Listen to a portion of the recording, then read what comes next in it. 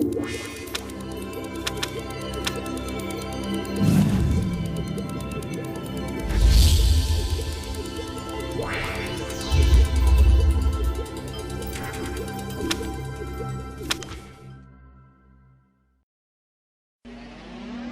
nuestra patria llegó, como llegó, a más de 60 países del mundo. El poder oscuro y criminal del narcotráfico. Colombia es un país desgarrado por muchas guerras. La de la cocaína agrava todas las demás. Así, en 1989, los narcotraficantes y sus aliados de ultraderecha asesinaron al candidato presidencial Luis Carlos Galán.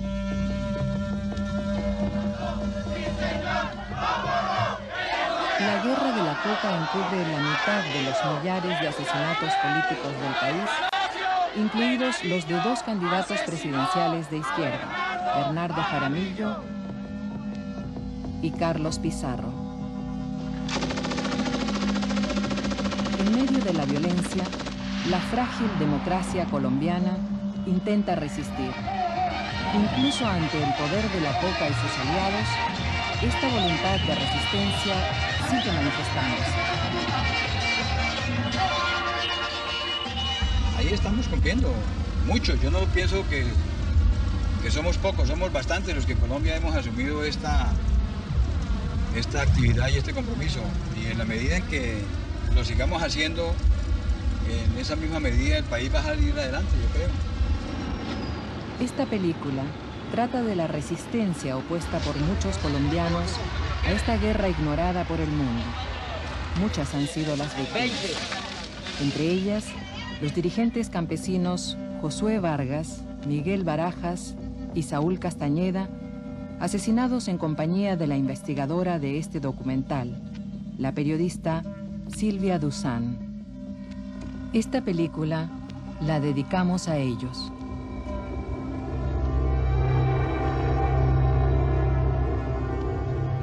En la mitad de Colombia, al pie de los Andes y bañada por el gran río Magdalena, se extiende la vasta y fértil región del Magdalena Medio. Aquí se cometen las más tremendas violaciones de los derechos humanos. En Barrancabermeja, la ciudad más importante de la región, hay quienes dan testimonio de lo que ocurre a riesgo de sus vidas.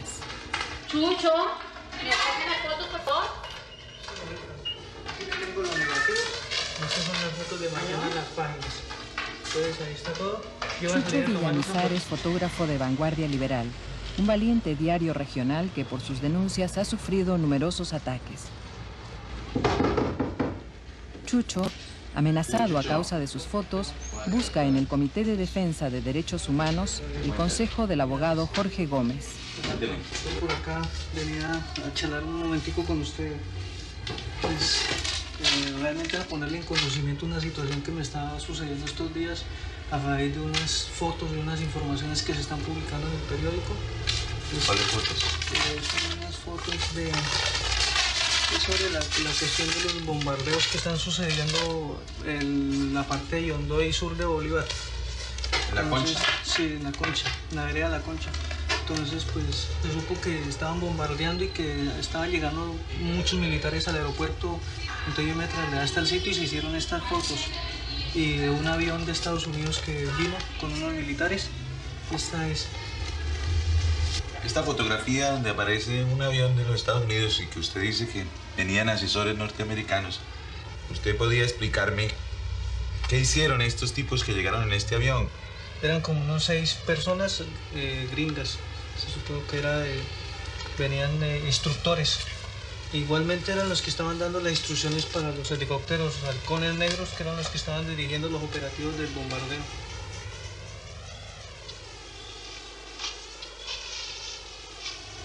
Fui comisionado por el periódico y nos trasladaron hasta el sitio donde hubo unos bombardeos contra un grupo de guerrilleros.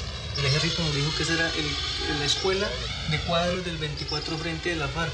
El helicóptero pues también en ese momento creo que en operativo se disparaba a la montaña, ¿no? Entonces, sí, por la gente que ha llegado al albergue nos dicen que allí los bombardeos han afectado a la población civil y que la guerrilla se encuentra distante de donde está esa población civil. Pues el periódico nuevamente me comisionó para que fuera a hacer esta información y yo pude constatar realmente el bombardeo de toda la vereda. También fue destruida la escuela, una escuela, y fue volada una caseta comunal que los mismos campesinos habían construido. Esto fue lo que quedó del salón de clases de los niños. Y realmente ya no hay campesinos porque ellos todos se salieron, huyeron de la vereda para que no los fueran a asesinar. Eso es lo que se sabe porque es que hay un éxodo campesino actualmente que llegaron como más de 100 campesinos al albergue. En este precario albergue, construido por grupos de derechos humanos, se refugian campesinos expulsados por bombardeos del ejército. Bueno, le voy a comenzar a relatar bien. A las 5:30 de la mañana llegó un avión grande. Dio una vuelta y volvió y se vino. Volvió, llegó y cambió de luz y enseguida llegaron los otros aviones y tiraron una luz grande, ¿ves? Que botaba humo por todos lados. Y enseguida llegaron los otros aviones y a casa que veían iban bombardeando. No mataron ningún guerrillero, lo que mataron los campesinos. La casa de los campesinos que bombardeaban. Nosotros pidiendo solidaridad de las demás veredas que no habían sufrido el bombardeo. Por ahí salimos pidiendo solidaridad. Nuevamente vea a esta niña, vea, ¿dónde está la niña esta? Vea, que fue cortada. Espinas en la cabeza. Espinas y todo. ¡Ey, Pedro! La tierra está arrasada con esas bombas que tiraron. Y lo que quedó, las matas que quedaron, las destruyeron con candela. Y se quedaron el ganadito, las gallinas, los marranos, luego lo destruyeron ellos. Y nosotros los campesinos cultivamos la tierra, entonces ¿qué van a comer los del pueblo? ¡Vámonos!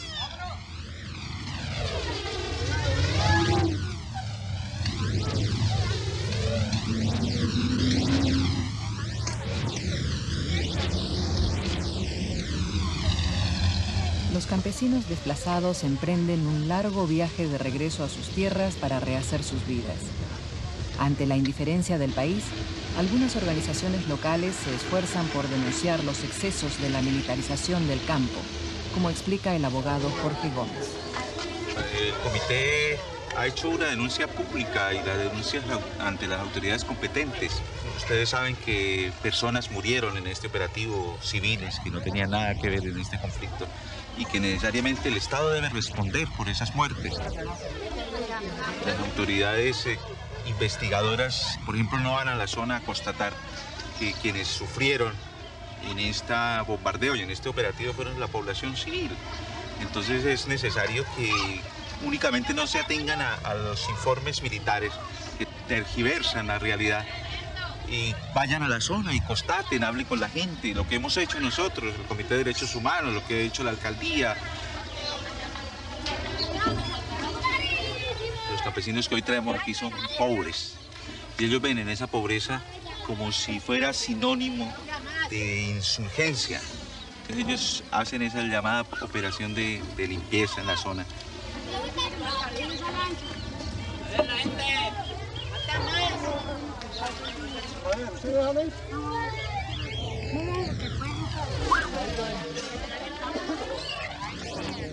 También acompaña a los campesinos en su ardua jornada de retorno el alcalde del municipio bombardeado, Braulio Mancipe.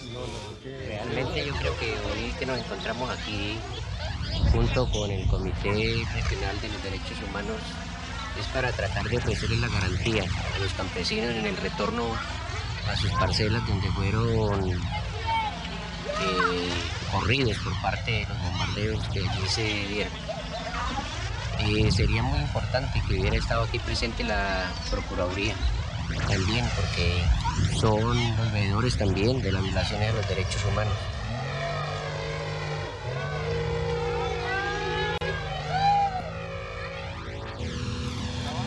Según los militares, estos campesinos son colaboradores de la guerrilla porque apoyan al principal partido legal de la izquierda colombiana, la Unión Patriótica. Todos sentimos miedo, ¿no? Pero ese miedo no debe ocasionar el silencio de la gente. Es decir, ese miedo hay que romperlo a través de la denuncia, de la crítica, de del trabajo, ¿cierto? Porque si nos llenamos todos de pánico, yo creo que ese silencio va a ser cómplice de la guerra sucia.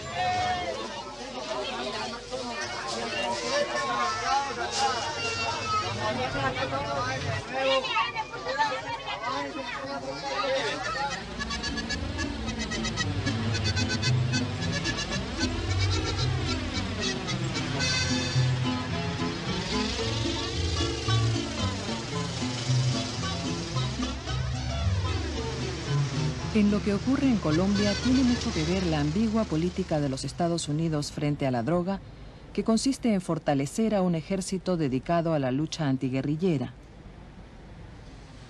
El profesor Bruce Bagley, de la Universidad de Miami, discute el tema con el general Fred Warner, excomandante de las fuerzas norteamericanas en América Latina.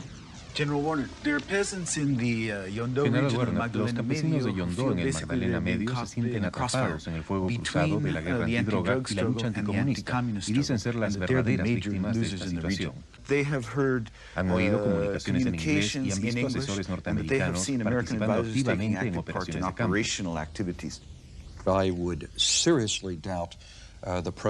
Yo dudaría seriamente de la presencia de militares norteamericanos operando en terreno. Las tácticas específicas de atacar o bien a un guerrillero o a un narcotraficante las conocen bien los militares colombianos. En estos asuntos no necesitan asistencia.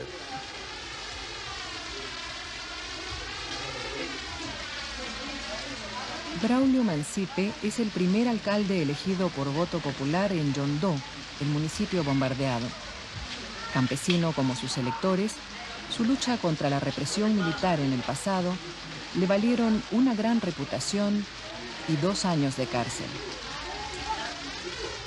Yo fui un colono en el cual tuve que bajar mucha montaña, selvas vírgenes, ¿cierto? Para fundar allí también una pequeña propiedad.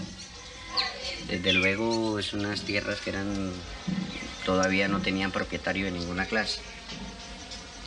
Fue así como entonces nosotros logramos allí comenzar a trabajar y fuimos comenzando a fortalecer la colonización. Los primeros colonos que entraron a esta zona pues entraron fue en una forma clandestina. ¿Cómo lo hacían? Buscando de entradas alternas aquí que no fueran por acá, por este pueblo.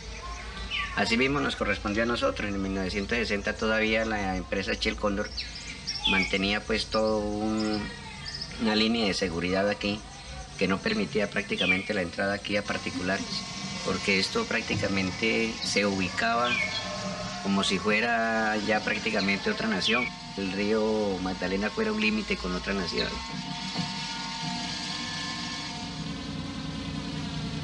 La región del Magdalena Medio está estratégicamente situada sobre el principal río navegable del país.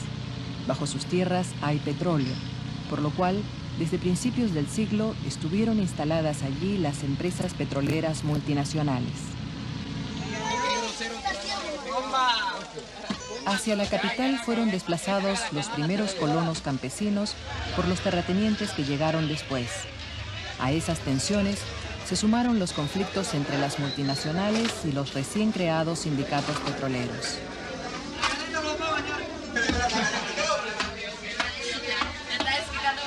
Los conflictos de interés se resuelven por la violencia. Desde hace años, el río arrastra cadáveres mutilados, con el rostro desfigurado por la tortura y el vientre abierto, cargado de piedras.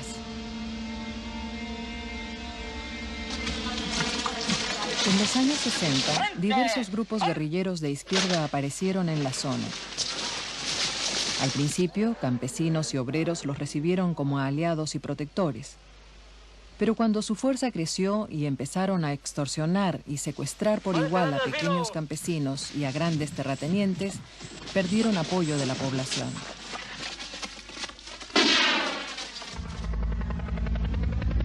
Entretanto, el ejército llegó a la región. El Magdalena Medio se convirtió en la zona más militarizada del país. Y en años recientes han llegado también los narcotraficantes. Se creó entonces una nueva alianza política entre terratenientes, militares corruptos y narcotraficantes que han comprado más de 500.000 de hectáreas y hacen ostentación de su riqueza en las formas más extravagantes. Con algunos terratenientes locales y oficiales del ejército, los varones de la droga iniciaron una cruzada anticomunista. Contrataron mercenarios israelíes y británicos para adiestrar grupos de autodefensa que se convirtieron en escuadrones de la muerte paramilitares. Los narcos colombianos controlan casi toda la cocaína que se consume en el mundo, especialmente en los Estados Unidos. En 1989, cuando Colombia emprendió la guerra contra la coca, la ayuda norteamericana se centró en el aspecto militar. Los informes señalaban que en los primeros $65 millones de los Estados Unidos no se incluía específicamente equipos para inteligencia que la policía había pedido. ¿Por qué los Estados Unidos enviaron primordialmente equipo militar convencional a Colombia? La primera dimensión del problema es el respeto por la soberanía. Pues se quieren utilizar estos fondos de acuerdo con lo que el receptor cree que son sus necesidades más apremiantes, y no determinar desde afuera al centavo cómo se deben gastar o asignar estos dineros. ¿Respondimos entonces a las demandas de los colombianos? Absolutamente. El paquete de los 65 millones fue diseñado por los militares colombianos y no determinado por el Departamento de Defensa de los Estados Unidos.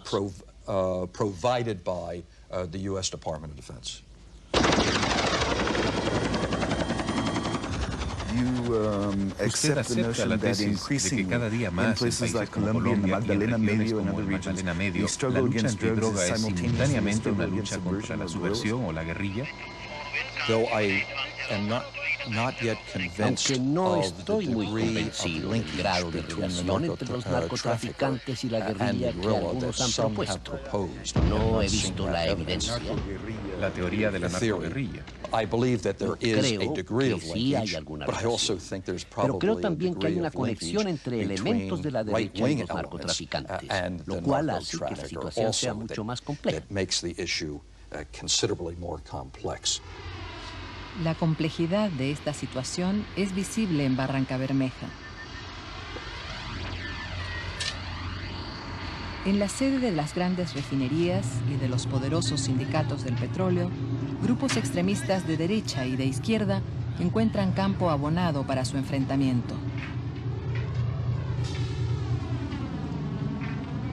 La larga tradición de luchas populares ayuda a mantener a raya la presión paramilitar. Pero el costo ha sido alto. Más de 290 asesinatos políticos desde 1987. En la ciudad, la combatividad obrera se transmite de generación en generación.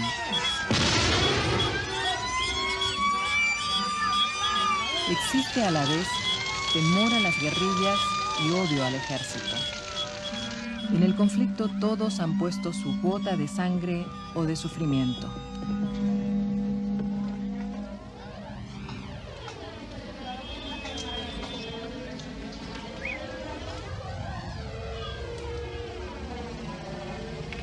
Este ambiente de represión y conflictos sociales ha creado hostilidad también hacia los políticos tradicionales. La excepción es Horacio Serpa, senador del Partido Liberal que encabeza a FILA, un grupo progresista en la región. ¿Qué, chiquito? ¿Ah? ¿Qué ha ido bien? A ver, ¿cómo te va con tu...? Serpa ha denunciado las alianzas entre el ejército y los paramilitares, a la vez que ha condenado los excesos de la guerrilla.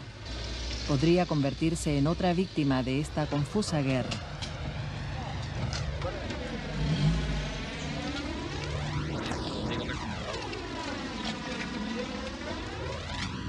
Lo peor que le puede suceder a un pueblo es la guerra.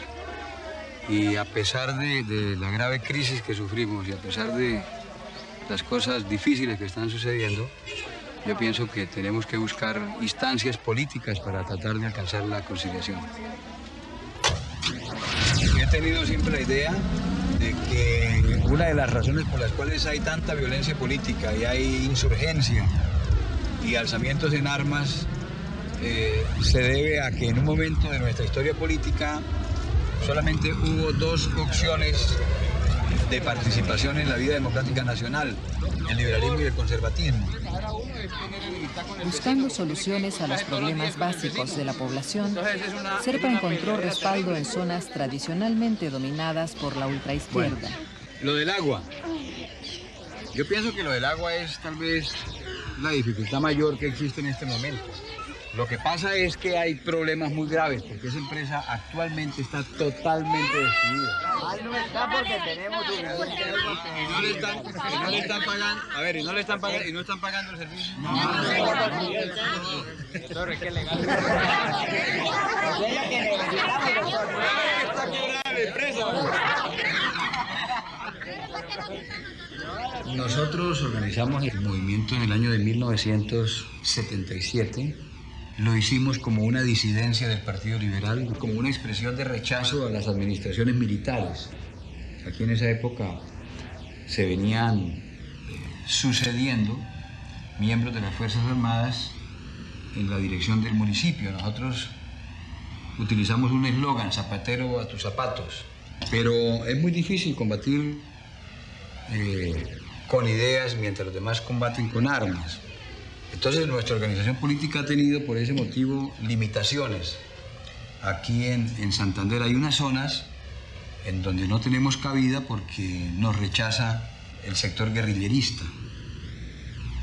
Y discurso contra metralleta no cabe. Y en otras regiones tampoco tenemos oportunidad del debate público porque nos rechaza la acción violenta del paramilitarismo.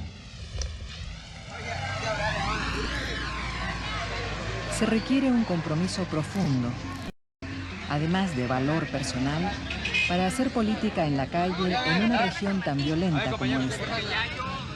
Pues aquí en esta zona es un riesgo hacer actividad política y actividad sindical y cualquier otra labor en la que esté de por medio un interés social. Pero yo pienso que quienes estamos comprometidos con tareas de esta naturaleza tenemos que adelantarlas. Y claro, tratar de que no se les facilite tanto las cosas a los violentos.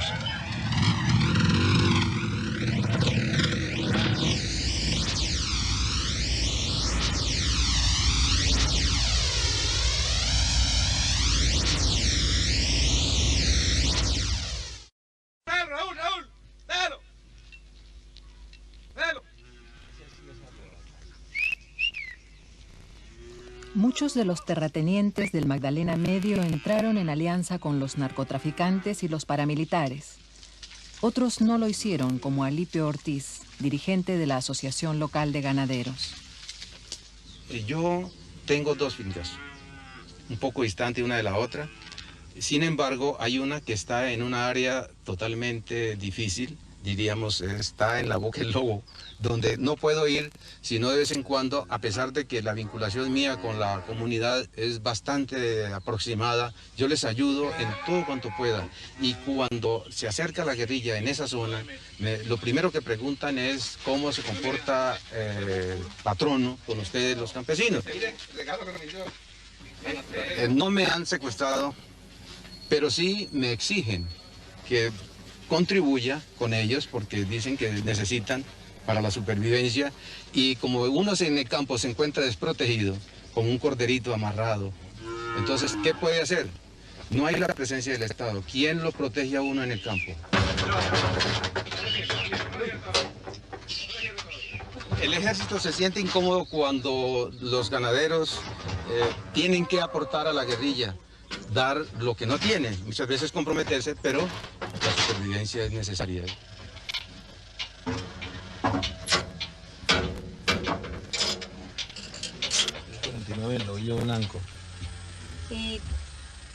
Pequeños propietarios como Carmen tienen que irse, vendiendo lo poco que poseen.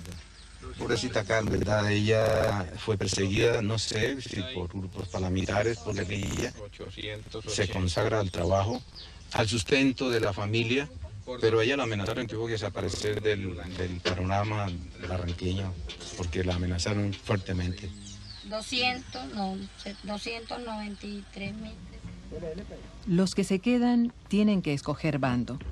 Se recluta a los campesinos en grupos de autodefensa contra las guerrillas con dinero de los latifundistas y patrocinio del ejército.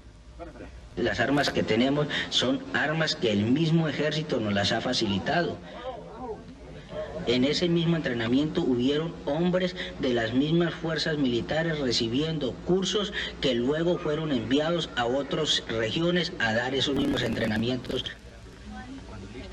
En 1985, los narcotraficantes transformaron los grupos de autodefensa en escuadrones paramilitares, verdaderas máquinas de asesinar. Con el pretexto del anticomunismo, masacraron pueblos enteros y llegaron a hacer peligrar la estabilidad de la nación.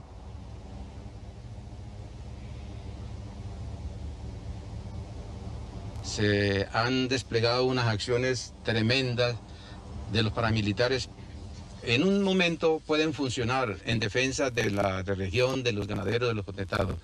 Pero luego, cuando se elimine este problema, necesariamente revierte. Entonces se constituyen en factor de mortificación, de chantaje para las mismas personas que en un momento protegían. La reacción del gobierno llegó por fin con 5 años de retraso.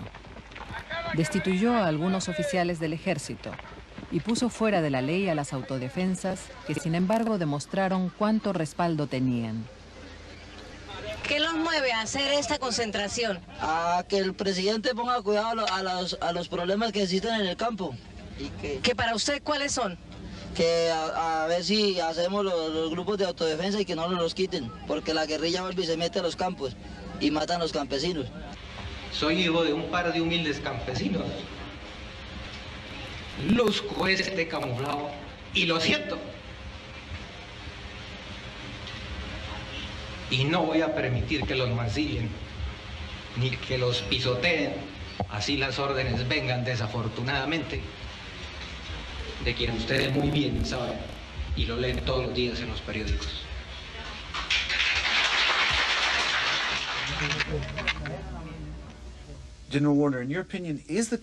¿Las Fuerzas Armadas colombianas están involucradas en violaciones de los derechos humanos en nombre de la guerra antidroga en Colombia? Yo creo que hay suficiente evidencia para respaldar esa acusación.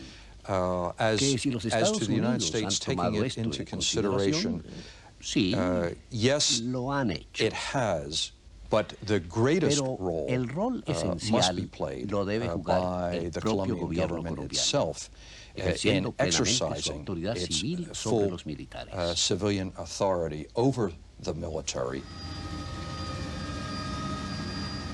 Pero en el sur del Magdalena Medio, la autoridad estaba en manos de los paramilitares, que ambicionaban el poder a escala nacional. La aldea de la India se convirtió en un infierno para los campesinos, que llevaban 15 años acorralados entre la amenaza de la guerrilla y la del ejército.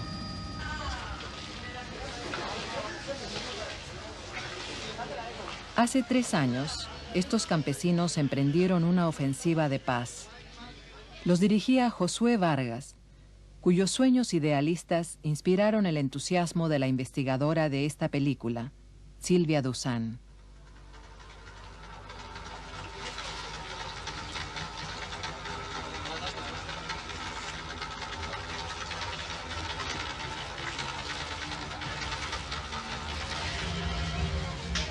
Los pobladores de estas selvas remotas se enfrentaron a las armas de los violentos con la sola fuerza de las palabras.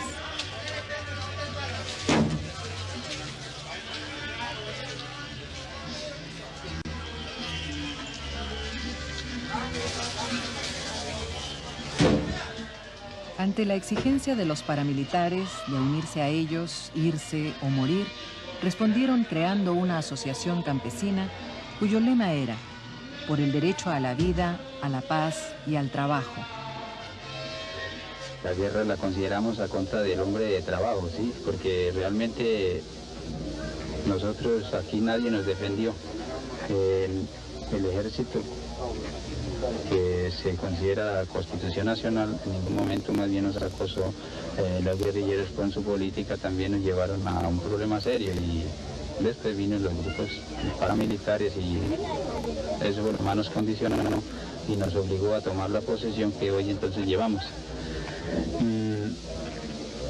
De lógico que por el acoso, por las condiciones que nos pusieron, nosotros tuvimos que organizarnos y vimos que la mejor salida era sin armas. El país tenía muchas armas y nada se había solucionado, entonces vimos que con los brazos cruzados quizás la podíamos obtener y gracias a Dios por allí se consiguió la paz.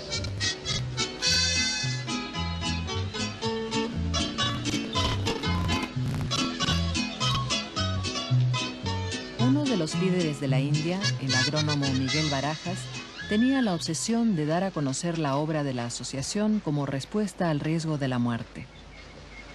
Las comunidades, pues con el apoyo del PNR han podido demostrarle al país, demostrarle al mismo Estado, de que basta un apoyo del Estado, a veces no muy grande, para empezar a consolidar la paz y lograr todo un proceso de desarrollo. El apoyo campesino fue total. Los guerrilleros se retiraron, el ejército y los paramilitares retrocedieron. La propuesta pacífica de la India empezó a encontrar eco a escala nacional. Comparados con hace 3 años, no hay ni la sombra de lo que era esa época. Hoy vivimos con toda la tranquilidad, la gente puede trabajar, puede producir, todo el mundo está queriendo reconstruir sus fincas, están cultivando, están construyendo sus viviendas, comprando ganadito para entrar a sus fincas. Ha llegado mucha gente a la región de los que se habían ido y aún personas establecidas en la región viendo los resultados de la paz. Entonces, estamos viviendo una época supremamente buena y esperamos que esto siga adelante porque con el apoyo de toda la comunidad podemos seguir adelante y que esto no solo se viva aquí, sino que se pueda de pronto llevar la idea a otra parte del departamento y por qué no decirlo también del país. Pero el sueño duró poco. Los guerrilleros regresaron y el ejército acusó a la asociación de colaborar con ellos. La presión paramilitar se hizo asfixiante.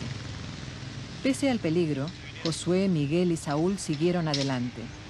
En este café, reunidos con Silvia Duzán, todos fueron asesinados.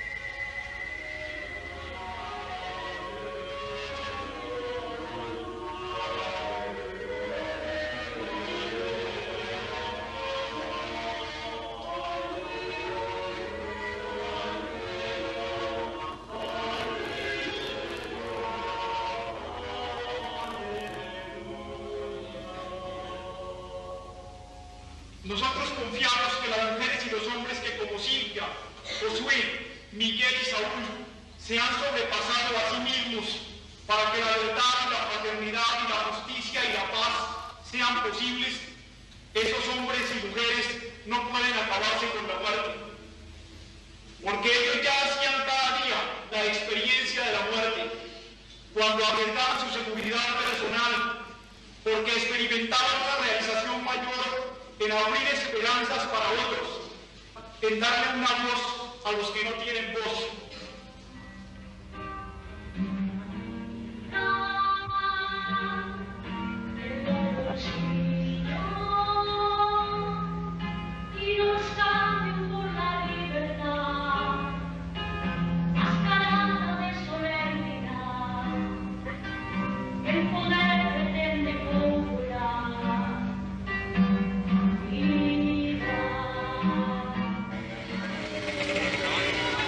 La tragedia del Magdalena Medio es un reflejo de lo que sucede en Colombia. En los últimos 3 años han sido cometidos con absoluta impunidad millares de asesinatos de militantes sindicales y políticos, incluyendo a 3 candidatos presidenciales. Bernardo Jaramillo fue uno de ellos. Su partido, la Unión Patriótica, ha sido diezmado.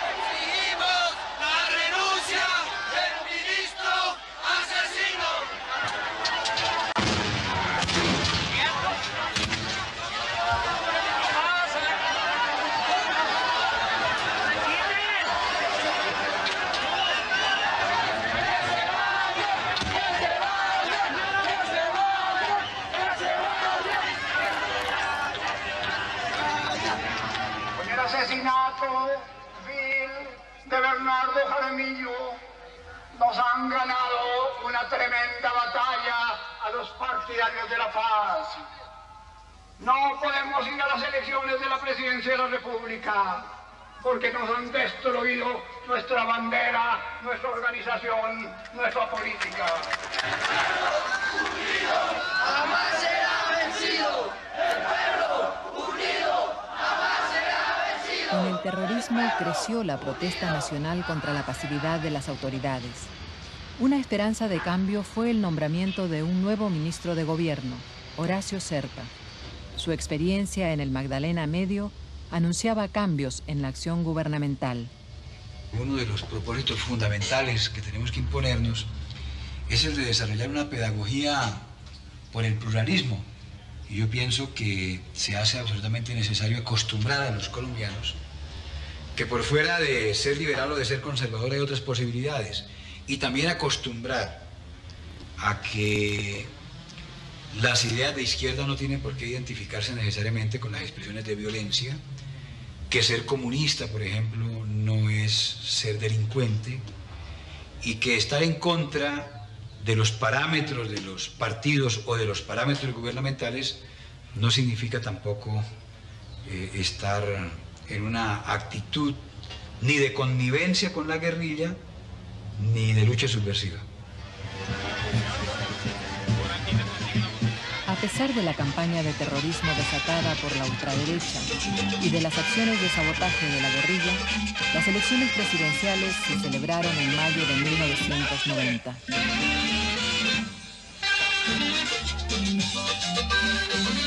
No más silencio, fe en acción, vida y paz para Colombia.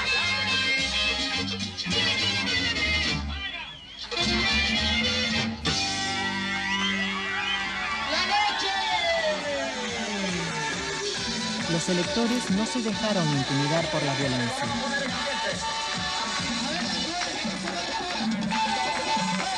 Fue un voto por la paz y por la memoria de los asesinados. Y un voto por la apertura. El nuevo partido del asesinado Carlos Pizarro, nacido de la guerrilla, recibió inesperado apoyo. Fue un voto por las banderas de Luis Carlos Galán, cuyo asesinato le impidió llegar a la presidencia. Su padre congregó la simpatía de sus seguidores. La democracia no es perfecta, pero hay que seguir justamente en el perfeccionamiento de esa democracia, buscando que sea verdadera, es decir, que convoque a todos los estamentos sociales y a todos los integrantes de la nacionalidad colombiana.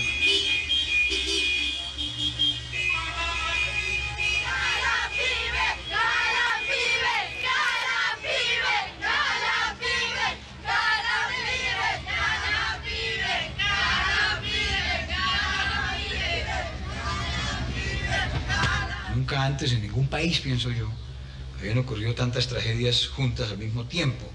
El asesinato de 3 candidatos presidenciales, este terrorismo atroz que vino a generar tanta angustia en Colombia, los sectores de la izquierda, por un lado, haciendo acciones violentas, los sectores de la ultraderecha igualmente, en fin, toda una serie de confusiones enormes que pusieron en jaque el proceso eleccionario, pero el pueblo colombiano quería participar y quería elegir además un nuevo presidente.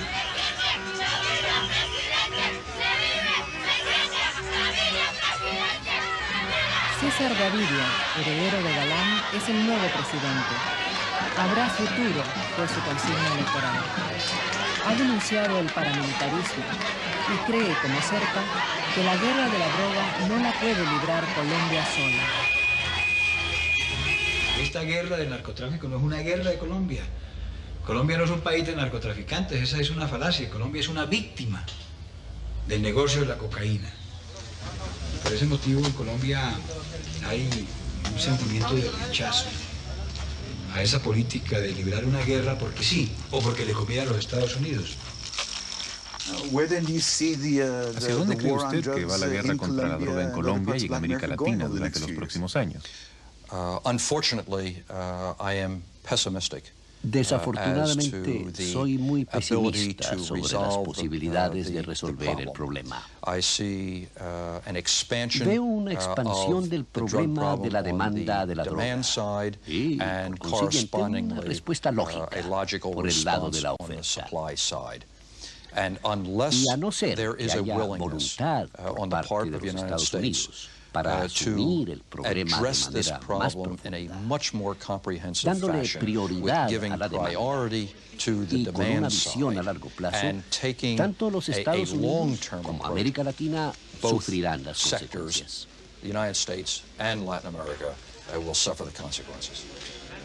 Nosotros le decimos a las autoridades de otros países, particularmente de los países consumidores, que son los países ricos, que nos ayuden no solamente para la guerra. Nosotros queremos que nos ayuden para la paz, para la democracia.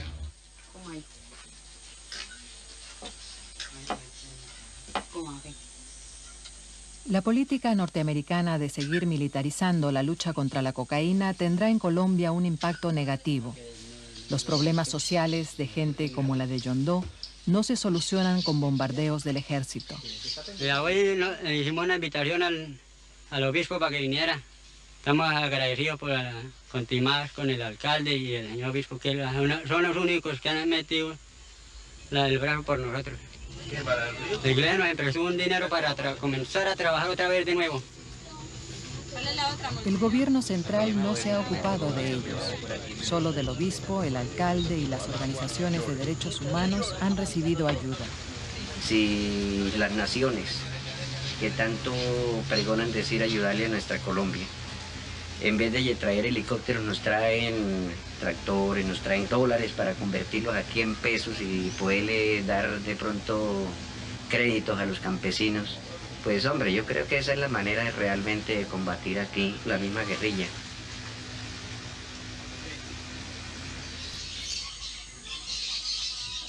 Auxilios para una escuela o para un sembradío sirven de poco. Se necesita una política global del gobierno y no solo rituales religiosos. No nos sirve. Necesitamos tener un corazón de carne, es decir, un corazón verdaderamente humano.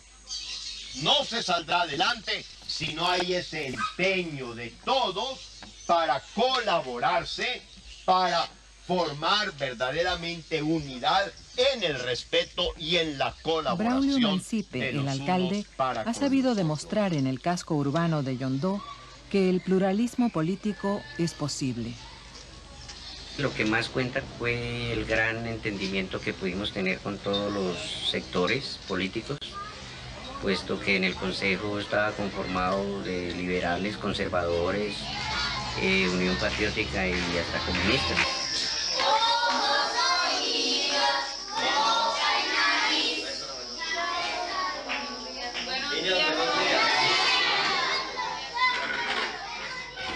El poco presupuesto con que cuenta el municipio lo empleamos peso a peso en obras de beneficio a toda la comunidad, en la construcción de una cantidad de escuelas, o sea, en la parte elemental de la educación, desde la construcción de una escuela hasta el nombramiento del maestro, como la entrega de todos los materiales. Ahora le vamos a cantar a los honorables concejales la canción del payaso Pim Pim. 1, 2, 3. El payaso Pim Pim se pinchó la nariz y a los 5 minutos hizo un fuerte así.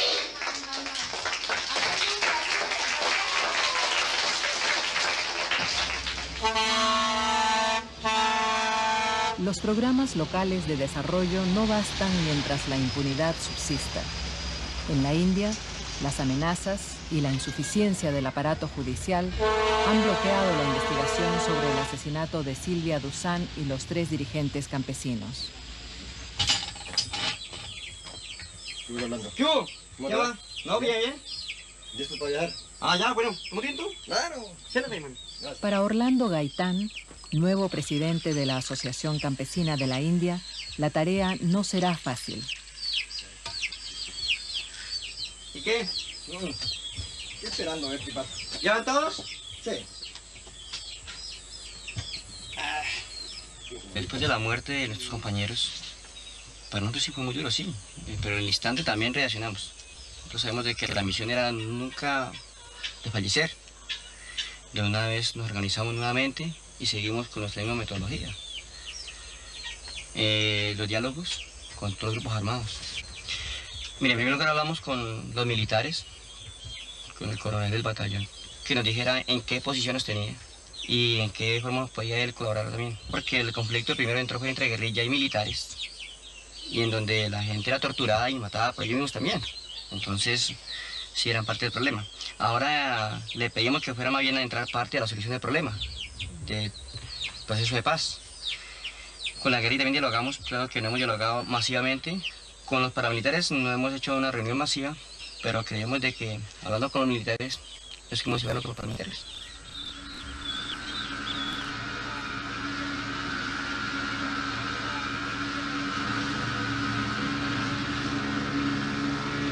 Aunque los grupos paramilitares han ofrecido desmontarse, el proceso de paz no tendrá éxito en Colombia si el gobierno, con ayuda de la presión internacional, no impide que continúe la violencia. Por miedo, muchos campesinos de la asociación no asistieron a la primera reunión convocada después de los asesinatos. El motivo por el cual nos hemos reunido es el de darle respuesta al 3er aniversario de la Asociación de Trabajadores Campesinos del Carare, una idea creada en esta región para sacar adelante una comunidad que espera, que desea y que quiere y que confía en el desarrollo y en el proceso de paz, el cual hemos llevado adelante. Los familiares evocan la memoria de los líderes.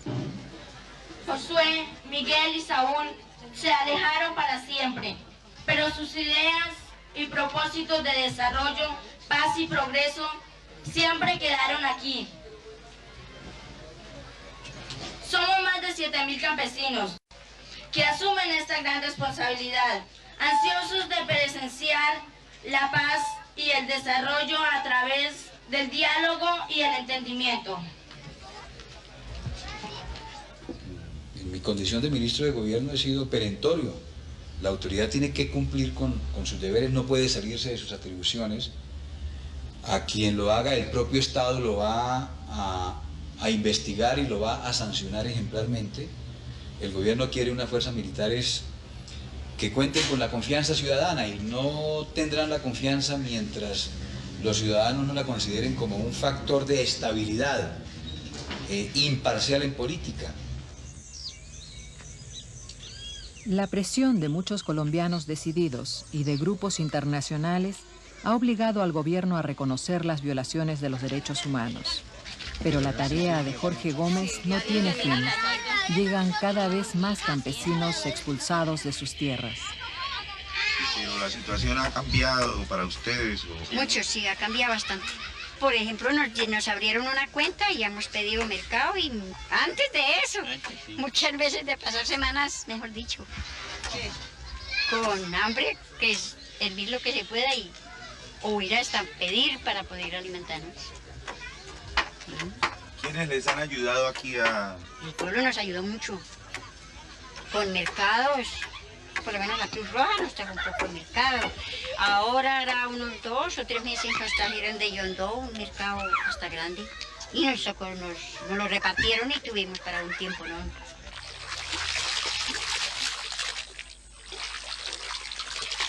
Los colombianos no se rinden.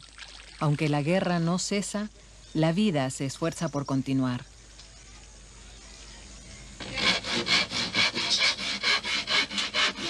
El mundo ve los problemas de Colombia exclusivamente desde el ángulo de la droga, pero la negación del derecho a la vida, a la paz y al trabajo tiene raíces más complejas. Así lo vieron los campesinos de la India, y entenderlo así es el reto del nuevo gobierno.